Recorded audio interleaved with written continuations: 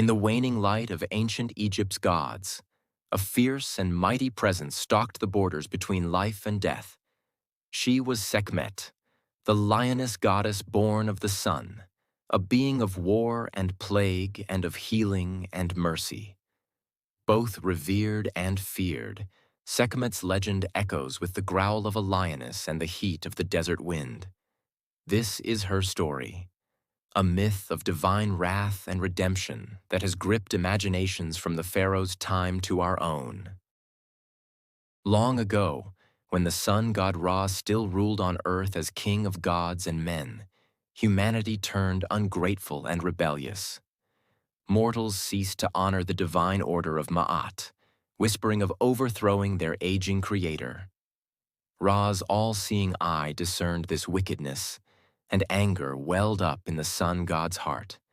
In his fury, Ra convened a secret council of the elder gods, including Shu, Tefnut, Geb, and Nun, and also summoned the powerful essence of his eye for counsel. The gods urged Ra to unleash his eye upon the transgressors below. Thus, with grim resolve, Ra decided to birth an instrument of his vengeance. Ra plucked the fiery eye from the Uraeus serpent coiled upon his crown and hurled it down to earth. From the blaze of the sun, God's eye leapt a lioness, a goddess as fierce and unrelenting as Ra's wrath. In that searing moment, Sekhmet was born, daughter of Ra's fury and manifestation of his vengeance. She came into being with a triumphant roar, her form blazing with the fire of the sun. The very sky trembled at her arrival. Sekhmet was no ordinary offspring. She was the wrath of Ra made flesh. The dreaded eye of Ra, sent to punish those who defied the gods. With the sun as her father and fury as her mother, Sekhmet set out to do what she was created for, to devastate the wicked and restore divine order. Sekhmet emerged as a towering figure, a lioness-headed woman crowned with the red sun disk of her father Ra, coiled by the sacred cobra that signifies kingship. Her eyes blazed with solar fire and her breath scorched the air itself. Indeed, the hot desert wind was likened to the breath of Sekhmet. Artists of old carved her with the lithe body of a woman and the unmistakable head of a lioness, ears alert and jaws strong, embodying feral power. Often she is shown seated on a throne or striding powerfully, clutching symbols of dominion. In one hand, the Ankh, symbol of life, and in the other, a papyrus scepter topped with lotus blooms of Lower Egypt. Her attire was typically the color of blood or flame. A gown of vivid red, reflecting her epithet, Red Lady of the Desert. Even her name, Sekhmet, comes from the word Sekhem, meaning power or might, marking her as she who is powerful.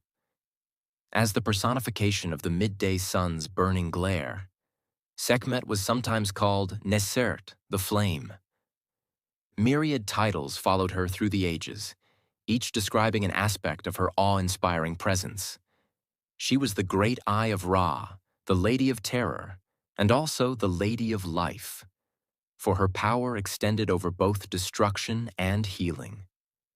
On her brow shone the Uraeus serpent, ready to spit fire at her command. Around her neck, she often wore a broad collar befitting a goddess, and her mane was rendered as a long tripartite wig cascading over her lioness face. Every image of Sekhmet served as a reminder of duality, the beautiful and civilized form of a woman fused with the wild, lethal power of a predator. Sekhmet's nature was as fiery and unpredictable as the blaze that birthed her. She is, above all, a warrior goddess, the very incarnation of ferocity in battle. Ancient texts tell us she breathed fire, and indeed one could imagine the battlefield winds turning hot with her every exhalation. When Sekhmet took to war, she was savage and unstoppable, reveling in the fear she struck into the hearts of mortals. Her lust for battle was so intense that it was said she delighted in slaughter, laughing in carnage as her paws waded through rivers of blood. To the enemies of Ra and the pharaoh, she appeared as a terrifying lioness whose bloodlust knew no limit. Yet for all her ferocity, Sekhmet was not an evil force. She was the avenger of wrongs and the guardian of divine order. In the Egyptian understanding, violence and virtue were intertwined in Sekhmet. She carried out righteous fury to uphold Ma'at, which was truth and balance, and punish those who wrought chaos. In hymns they extolled her as the one who loves Ma'at and who detests evil, highlighting that her anger was aimed at the wicked. Her destructive rampages were a grim necessity to reassert justice when mortals strayed from the gods' laws. This righteous aspect made her respected, even by those who feared her. Intriguingly, Sekhmet also had a gentler side that could manifest once her fury was spent. Just as day softens into night, the raging lioness could become a benign protector when appeased. The Egyptians knew that only Sekhmet had the power to lift the very plagues and sorrows she inflicted. They believed she could send epidemics as her messengers or punishments. Diseases were called the arrows of Sekhmet. Yet she was equally revered as a healer who could cure those ills. This dual capacity earned her paradoxical titles. She was the dreaded Lady of Pestilence who spread plague, but also the revered Lady of Life who warded off disease. To those who honored her properly, Sekhmet could be a savior. Ancient Egyptian doctors often served as priests of Sekhmet, invoking the goddess for healing knowledge and protection in their medical rites. For her loyal followers and friends, she could avert plague and cure disease, transforming from ferocious to benevolent on a divine whim. This contrast in Sekhmet's temperament gave rise to the belief in twin aspects of the divine feline. In some traditions, Sekhmet's furious persona was counterbalanced by the gentler cat goddess Bastet, viewed as two sides of the same being. Sekhmet was the lioness who personified the scorching sun and wrath, while Bastet was the domesticated cat who embodied the mild sun and grace.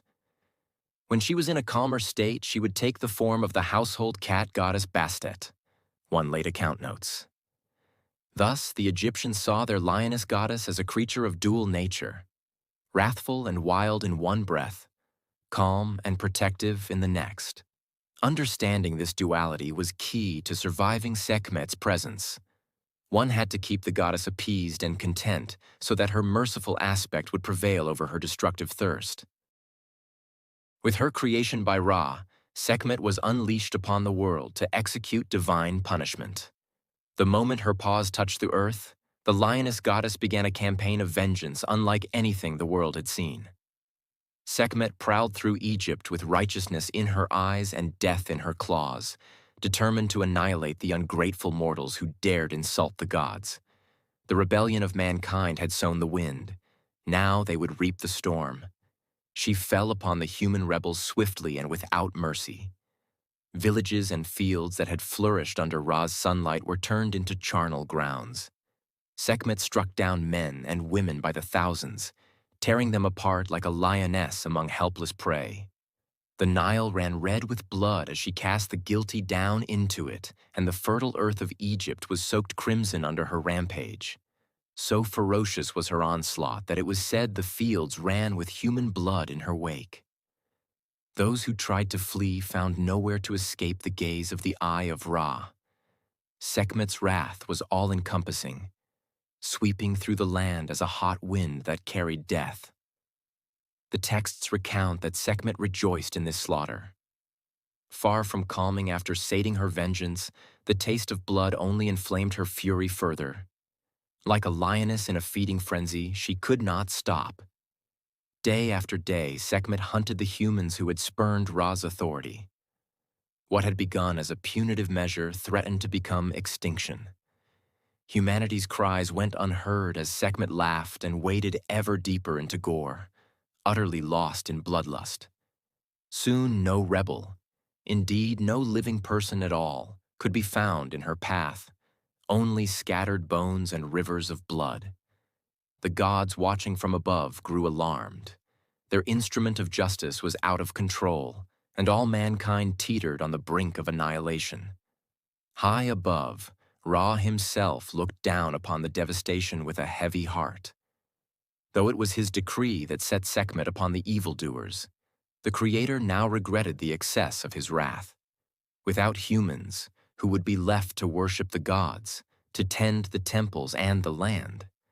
Ra ordered Sekhmet to stop the carnage, but in her berserk state she ignored even the commands of her father. No force in heaven or earth seemed able to halt her raging slaughter. Desperate to save what remained of humanity, Ra knew he must outwit the very lioness he had created. Ra devised a clever stratagem to quench Sekhmet's fury where force had failed. He instructed his swiftest messengers to race across Egypt and gather vast quantities of red ochre from Elephantine Island and pomegranate juice from the orchards.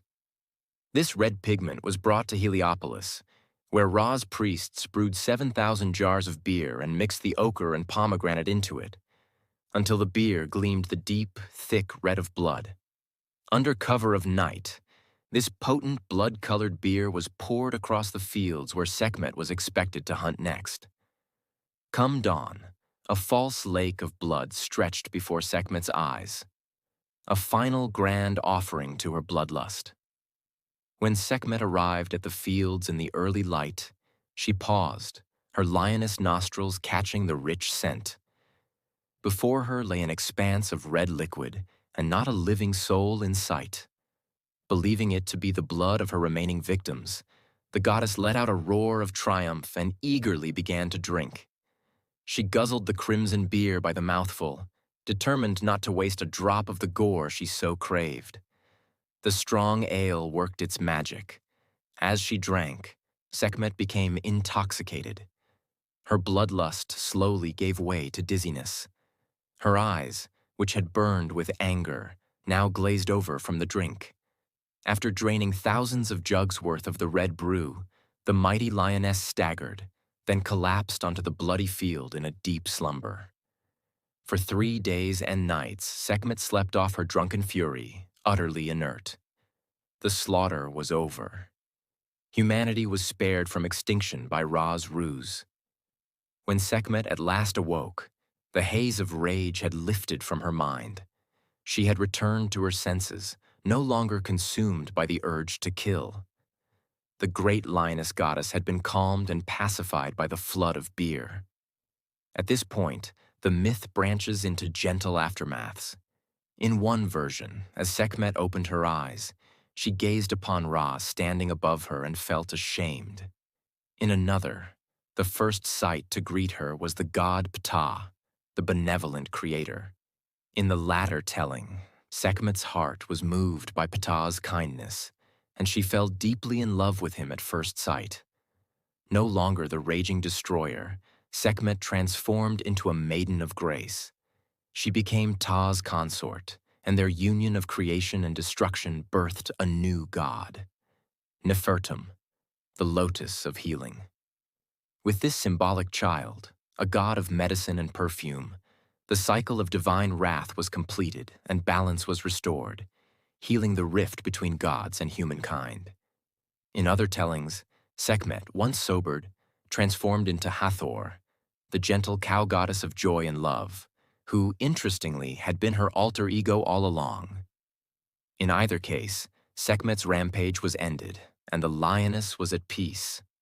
The world, however, was forever changed by this near apocalypse. Ra, chastened by what had transpired, decided to withdraw from the earth. The ancient story recounts that after Sekhmet's rampage, Ra ascended into the heavens on the back of the celestial cow, separating himself from mortal realms. Never again would gods and humans live so closely intertwined. From then on, pharaohs, mortal but divinely sanctioned, would rule on Ra's behalf, bridging the gap between humanity and the distant gods. And every year, the Egyptians remembered how the world was saved from Sekhmet's wrath. They established a festival of intoxication in her honor, so that she would remain appeased, and such a tragedy would never unfold again. Sekhmet's mythic rampage and its resolution cemented her role in Egyptian religion as a being of two extremes, ferocity and mercy, whose favor had to be constantly curried. The Egyptians developed elaborate rituals to honor and placate Sekhmet, ensuring the lioness goddess remained a protector to them, not a destroyer. Every year at the Feast of Hathor, Sekhmet, they reenacted the ruse that saved humanity.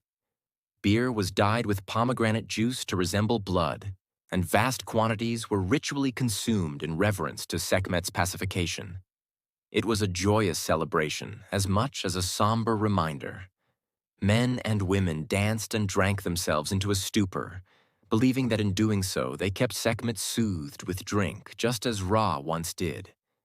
During this festival, priests would chant praises to the goddess, hailing her with titles that captured her terrible magnificence, calling her the Mistress and Lady of the Tomb, Gracious One, Destroyer of Rebellion, Mighty One of Enchantments. Such epithets, combining benevolence and terror, reflect the Egyptians' complex devotion to Sekhmet. She was gracious and protective when satisfied, but a ruthless destroyer of the unruly. In daily life, Sekhmet's presence pervaded Egyptian society. She had major cult centers in the land, notably at Memphis, where she formed part of the great triad of gods. At Memphis, Sekhmet was worshipped as the wife of Ptah, the creator god of craftsmen, and the mother of Nefertum, the young god of healing and renewal. In this Memphite triad, the Egyptians saw a complete cycle of creation, destruction, and restoration. Ptah the creator, Sekhmet the destructive force, and Nefertum the healer who brings new life. A beautiful legend states that when Sekhmet awoke peacefully after her drunken sleep, Ptah was the first being she saw and loved, and from their union came Nefertum, whose lotus blooms soothed the world. In this way, the Memphite theologians folded Sekhmet's story into a message of cosmic balance. Even the fiercest goddess had her gentle, regenerative side, securing Ma'at in the end. Sekhmet's temples and priesthood were devoted to keeping her content. Each day, priests carried out rituals before her statues, offering food, drink, and burning incense to please the goddess. It was believed that if these rites were neglected or done improperly, Sekhmet might unleash calamity, a sudden plague or a failed harvest, to show her displeasure. The priests of Sekhmet in particular were revered as healers. Thanks to Sekhmet's association with curing disease, her clergy became skilled physicians and veterinarians, sought after by those suffering illness. The lioness who could bring pestilence could also revoke it, so healing prayers and remedies were often intertwined with her worship. Ordinary people, too, sought Sekhmet's favor. Amulets and statues of the lioness goddess adorned homes to guard against sickness and misfortune. Her image, a lioness head on a woman's body, was believed to ward off evil. To enlist Sekhmet's aid, devotees might perform humble acts of reverence, laying flowers at her altar, pouring out beer as libation, or whispering prayers into the ears of mummified cats offered in her name. Cats were sacred to her softer aspect, Bastet, and by offering a cat mummy, a person could symbolically appeal to Sekhmet's compassionate side. We even find records of offerings like geese, antelopes, wine, and music, the shaking of sistra rattles, being given to Sekhmet statues, all to soothe the savage heart of the goddess and turn it toward mercy. The Egyptians lived in healthy fear of Sekhmet, but also deep love and respect, for they understood that their fate, health or plague, victory or defeat, lay in her divine claws. One remarkable testament to Sekhmet's importance was the devotion of Pharaoh Amenhotep III of the 18th dynasty. This king, who ruled around 1390 to 1352 BCE, so valued Sekhmet's power that he commissioned an astonishing number of statues in her likeness. It is said that hundreds of life-sized Sekhmet statues were carved during his reign, possibly one for every day of the year.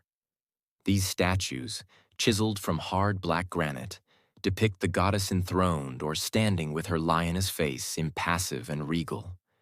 They filled the courts of Amenhotep's mortuary temple and the precinct of Mut, a goddess with whom Sekhmet was linked, at Karnak in Thebes. Each day of the Egyptian calendar, A ritual would be performed before one of these statues, ensuring constant veneration of Sekhmet so that the king and his land would remain in her good graces. In fact, Amenhotep III may have had personal motive in this grand homage. Late in his life, the pharaoh was troubled by illnesses, and he hoped Sekhmet would heal him in exchange for such devotion. The granite likeness above is one of those many Sekhmet statues commissioned by Amenhotep.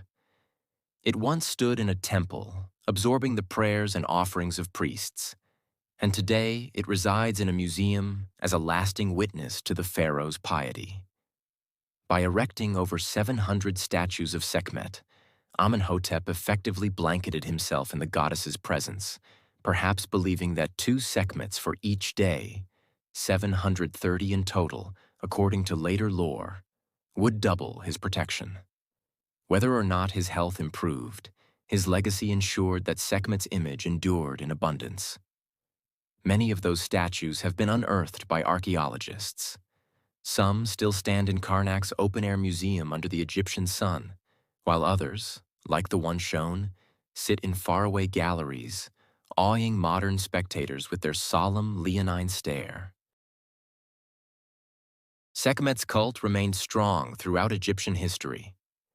Even as the center of power shifted and new deities rose to prominence, Sekhmet was never forgotten, though sometimes she was synchronized with other goddesses. In Thebes, the local goddess Mut, wife of Amun, was often portrayed with a lioness head during the New Kingdom. Essentially, Mut had absorbed Sekhmet's attributes as a fiery protector. In this guise, Mut Sekhmet continued to be worshipped at the Temple of Mut in Karnak, indicating that the spirit of Sekhmet lived on under different names.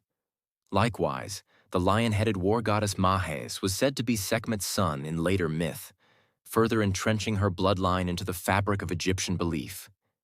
Even the reigning pharaoh was poetically called the son of Sekhmet in some texts, for the king's ferocity in battle was likened to hers. One inscription from the pyramid texts of the Old Kingdom depicts a pharaoh being suckled by a lioness goddess, a sign that royal strength and right to rule were derived from Sekhmet's divine milk. Such was her prestige. She was viewed as a celestial mother to Egypt's kings and a guardian of their might. Sekhmet was not only a local deity of Egypt, but a cosmic force in the ancient Egyptian worldview. As the Eye of Ra, she played a crucial role in the eternal struggle between order and chaos that defined Egyptian cosmology. By unleashing Sekhmet against rebellion, the gods demonstrated that divine wrath preserves cosmic balance. Her rampage was meant to eliminate Izfet, chaos and evil, and uphold Ma'at, order and justice. In the aftermath, once balance was restored, Ra's retreat to the heavens marked the end of direct divine rule and the beginning of the pharaoh's era. Sekhmet's story thus became an ideological myth explaining why the gods no longer walk openly on earth and why pharaohs must act as intermediaries, maintaining Ma'at in the god's stead. The lesson was clear. Without proper respect for Ma'at, humanity could invite devastating divine retribution. In later tales, Sekhmet's cosmic importance is highlighted by another dramatic episode often called the distant goddess myth. In this variant, after being tricked with the beer, Sekhmet realized she'd been duped, and her fury flared anew. But instead of resuming slaughter, she abandoned Egypt entirely. The lioness goddess stormed off to the remote deserts to the south, some say to Nubia, removing her fiery presence from the world. Bereft of Sekhmet's power, the sun itself grew weak. Darkness and disorder threatened to overtake creation. The gods and humanity with them now pleaded for Sekhmet's return. It fell to the clever moon god Thoth, Jehuti, to venture out and find the enraged goddess. Through soothing words, and by playing joyous music in some versions, Thoth managed to calm Sekhmet's heart and convinced her to come back to Egypt. With her return, the sun's full vigor blazed again, and harmony was restored. This allegory underlined Sekhmet's role as an indispensable force of nature. Without her, even the sun faltered. It also reinforced the idea that Sekhmet's anger, once roused, had cosmic repercussions that required the intervention of other gods to resolve. Every day, as the sun god Ra traveled through the sky by day and the treacherous Duat, underworld, by night, Sekhmet was believed to be among his protectors. The Egyptians imagined the sun god riding in his solar bark, and during the perilous night journey, he was assailed by the great serpent of chaos, Apophis. In these battles in the dark hours, Sekhmet, as one of the eyes of Ra, stood at the prow of the boat, a lioness ready to maul the serpent and spit fire at demons. Her roar would frighten away malign spirits, and her claws would rend the enemies of Ra so that the sun could rise again at dawn.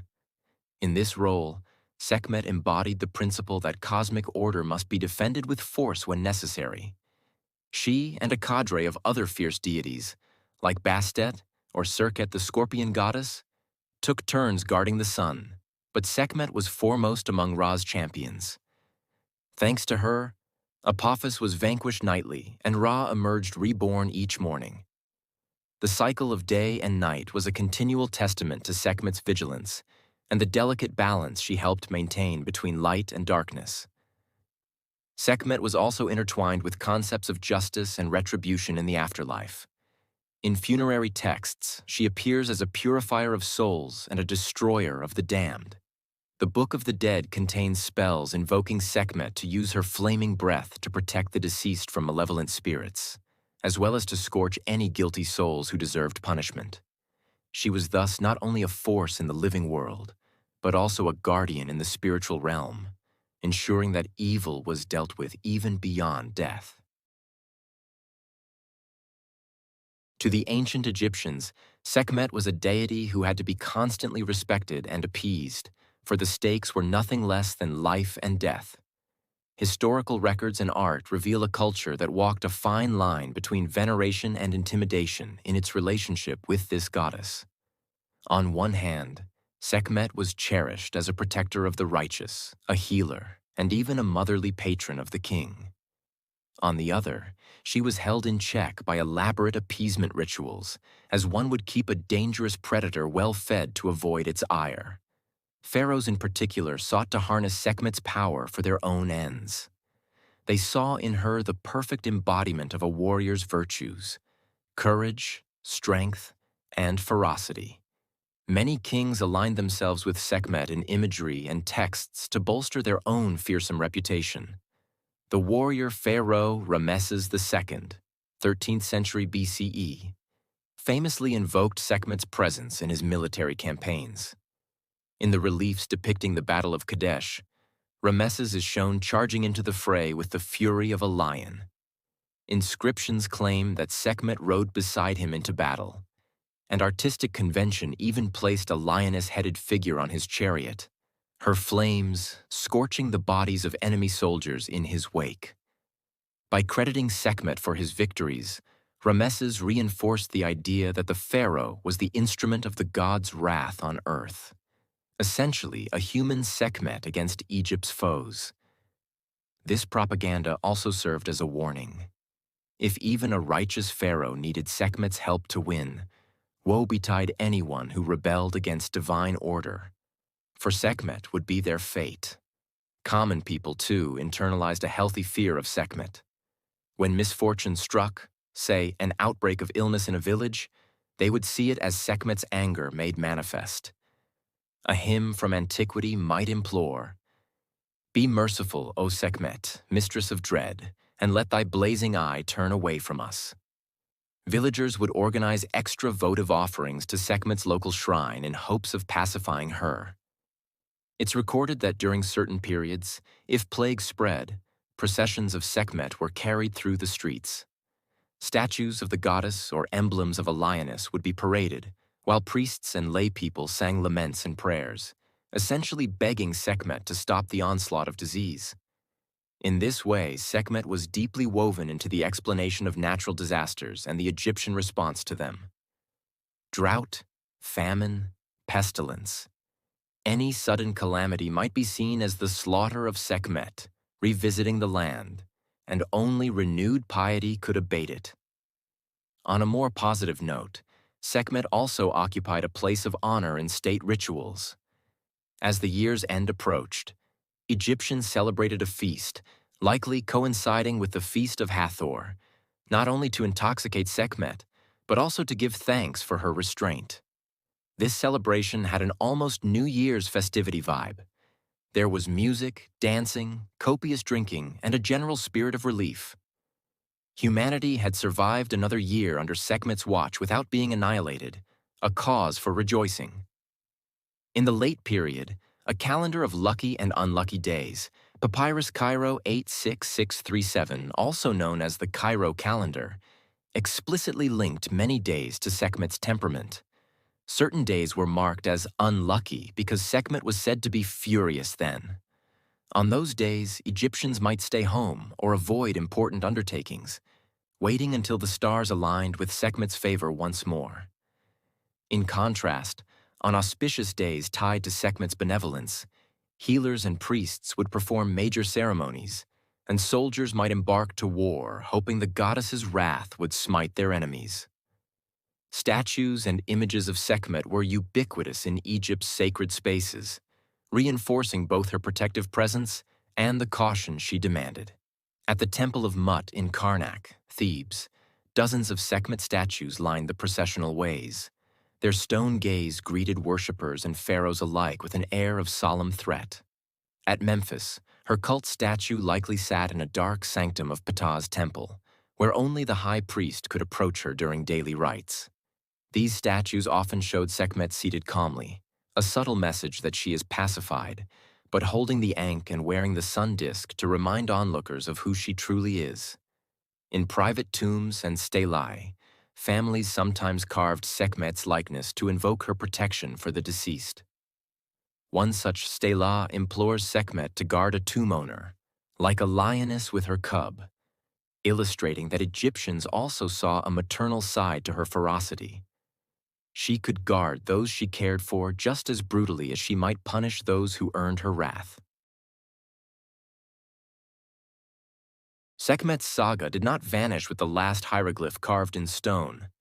Her legacy endured through the ages, leaving an indelible mark on culture and memory. Roman travelers in late antiquity marveled at the lion-headed statues and the tales of the blood-mad goddess they heard from temple priests. Crucially, the written records of Sekhmet's myth survived. The story of her near destruction of mankind was so important that pharaohs had it inscribed in their tombs as part of their journey to the afterlife. Known as the myth of the heavenly cow, this narrative, which includes Sekhmet's rampage, was found on the walls of royal tombs like those of Seti I, Ramesses II, and Ramesses III. Its preservation in these tombs and on papyri meant that thousands of years later, modern archaeologists and Egyptologists could read and retell Sekhmet's story. When the tomb of Tutankhamun was discovered in 1922, an incomplete version of the myth was found among the treasures. Scholars pieced together the full tale from various sources, allowing Sekhmet's ancient rampage to be known to the world once more. Sekhmet's legacy endures as a cautionary tale and a symbol of balance.